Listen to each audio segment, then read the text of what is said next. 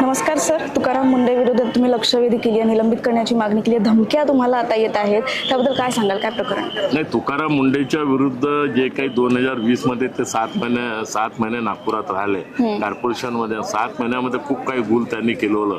Smart सिटीचे अधिकार नसताना त्यांनी वापर केला. महिला कर्मचाऱ्यांनी सही नाही केली, मग आपल्या रूम मध्ये बोलून त्यांनी टॉर्चर केलं, शिवीगाळी केली.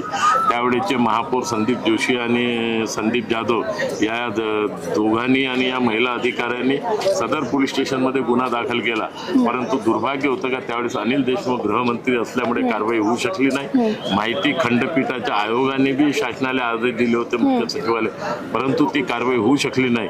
आणि म्हणून मी आणि प्रवीण दटके यांनी लक्षवेधी सबमिट केलेली आहे. आणि तुकाराम मुंडेच्या विरोधामध्ये खूप काही आमच्यापाशी पुरावे आहे. कारण 5,000 बेडचं हॉस्पिटल त्यांनी काटोल रोड त्यावेळी उघडलं, दुसऱ्या दिवशी सत्यानाश झाला, करोडो रुपयाची बर्बादी झाली.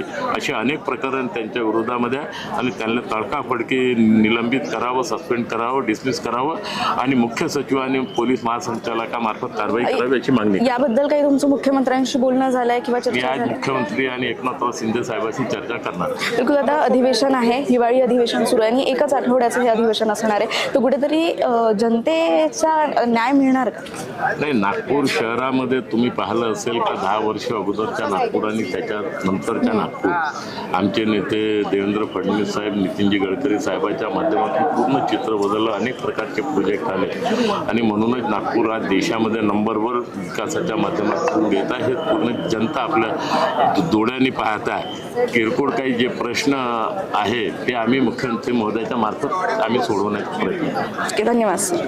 तुकाराम मुंडे